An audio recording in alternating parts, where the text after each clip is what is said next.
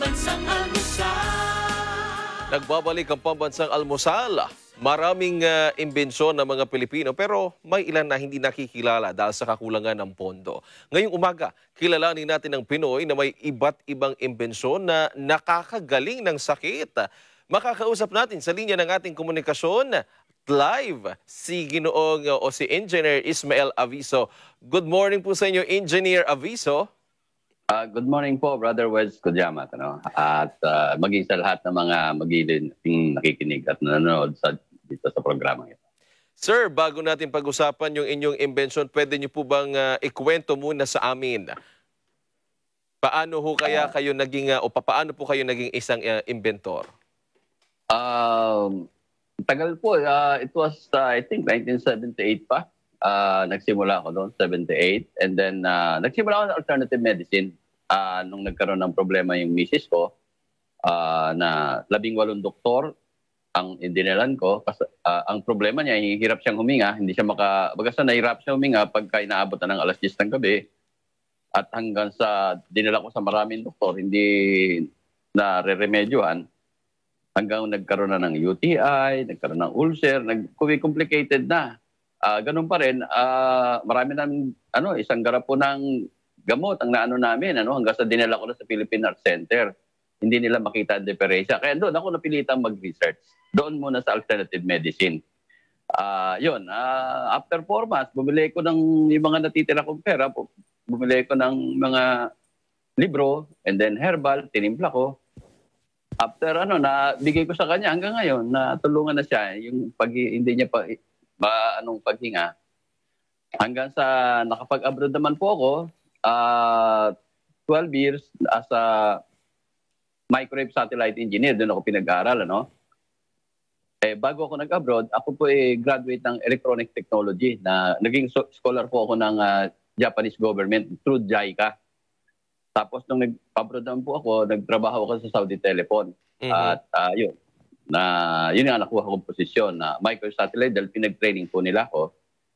Nagdugtong-dugtong po. Ang katawan po kasi natin, kadalasan sa mga scientist, inventor, o doktor, ang sa alternative medicine, through chemical, halos chemical based. Ako po, meron akong na ang katawan po natin, na-discover ko na meron tayong electrical and magnetic polarity. Yun po, na-combine ko po yun na ang tao, kahit anong i-ano mong chemical, pag walang mahina yung electromagnetic field niya, medyo mahina rin yung katawan. Sir, napaka-interesting binabanggit ninyo sa amin. Medyo nagugulat kami sa mga terminologies na binabanggit. Pero meron daw ho kayong imbensyon na pwedeng makatulong sa ngayon sa paglaganap po nitong COVID-19. Ano po ba itong imbensyon ninyo na ito? Pwede niyo pong ibahagi sa amin. Opo, ito po yung spray. Kung na makikita nyo, yun ang Alisin spray. Na-discover ko po ito 2007 pa. Nung time na kasagsagan ng after ng SARS-1. Ang SARS-1 lumitaw 2002. Natapos po siya ng 2004. Ito nisimulan ko po mga 2003 na, natapos ko mga 2005. Kaya lang noong 2005 wala na pong SARS noon, kaya hindi na masyado nagamit. Kaya sabi ko, since meron na yan, subukan ko ngayon sa ibang sakit. Which kaya 2007 nagsimula na ako ng magbenta sa mga kaibigan ko, kamag-anak ko, mga kakilala ko, hanggang sa marami, libo-libo po ang hanggang umabot ng Kaya nung pumasok na itong COVID-19, ang totoo po, November pa po yan, namomonitor kasi ako po kasama sa mga inventor at scientist sa buong mundo. Nag-uusap po kami halos gabi-gabi. Na-monitor po namin yung problema sa China. Kaya sabi ko, ito na ang kailangan. Dahil po nung sinimulan ko pag-aralan po ito, tungkol sa virus, ano ba ang property niya? At yung SARS po, kung aanuin natin, napakalakas po niya kumpara sa COVID-19. Yung SARS-1, sa bawat 100, 9.5 ang namamatay. Ito po, napakahina, parang flu lang. Ang flu, 1.3% ang mortality rate. Sa ibang bansa, it's just 1.2. Dito sa atin, pumalo na sa 1.8 ang mortality. Pero napakaliit pa rin. Yung flu, hindi naman tayo nag-lockdown nun Ganun din dapat dito. Kaya lang, mayroong problema dapat maayos doon. Kaya ang virus halos pare-parehas lang po yan na meron silang corona. Engineer Aviso, naipa-register niyo na po ba ito sa Food and Drug Administration? Kasi syempre hinahanapan din po minsan ng mga certificates yon. Yes, ngayon na-approve na po kami at 30 days ago, na-approve na po kami 30 days ago nung LTO, FDA to mass produce. Ngayon, ang sunod namin in-apply, LTO to market.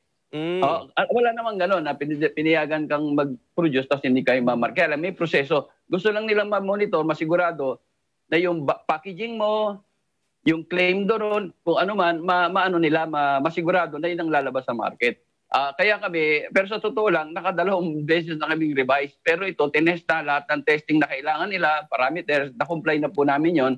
Yung pinakahuli, it was last Monday na nag-submit na naman kami, nagbayad na naman kami, at sabi, yun na naman last. Kaya hopefully this week, lalabas na po yung LTO to market. Sir, very interesting yung binabanggit ninyo sa amin. Kung sakasakali hubang mapapatunayan talaga, pwede hong maging solusyon din sa COVID-19 itong naimbento ninyong gamot? Alam niyo po, ito ay since December pa po ito, minamarket ko na ito, pinapaliwanag, ina-aware ko na ang tao may solusyon, simple lang yan. Sabi ko nga, in less than a week, makag-open ang basta na-implement ito ng government, in less than a week, pwedeng i-open ang economy, magpe-face mask lang ang tao. After face mask at face shield, after 2 weeks, talagang kahit wag na tayo mag-face shield dahil in-expect ko, malinis na yung mga tao noon.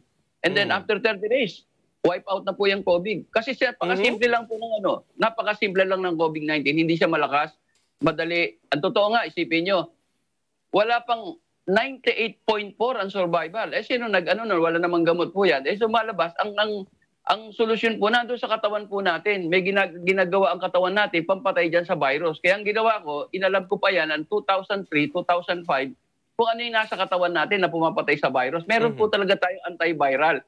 Alam nyo mo, yun po yung zinc tsaka yung H2O2. Na nandun dito sa na po ito, dito sa box na ito. Nandun sa na to. Naku sir, napakaganda po ng binabanggit ninyo sa amin. Sana mas marami pa tayong oras para matalakay natin yung produkto at na-imbento ninyo na maaaring makatulong po kontra sa COVID-19. Wala na ho ako masyadong oras pero mensahe po ninyo, Engineer Aviso, sa mga gusto rin po maging inventor na katulad ninyo at gayon din ho sa mga gusto hong mag-avail nitong inyong invention. Ang ko lang, inaanyahan ko lahat ng inventor na tumulong dito, hindi lang ako. Kung ano yung lahat tayo dapat magaling. Pero ang isupupus po natin yung pinakamagaling para matapos itong pandemic. Kasi lahat po tayo apektado. Buong mundo apektado. Nagsarang maraming kumpanya, maraming namatay, maraming nagkasakit. Ang iba tinamaan pa yung mga karoon pa ng mental problem. Tulong-tulong po tayo, Kaya sana at saka mag-ingat tayo. At ito, may solusyon po ito. Kaya ako lumalabas ng ganito sa radyo, TV po. Para mabigyan na ng pag-asa ang mga tao. Kasi halos iba depressed na Halos wala ng mga trabaho yung iba. Yun lang po. Maraming salamat po. Si Engineer Ismael Aviso ang ating nakausap. Napakaganda po ng kanilang naging imbensyon.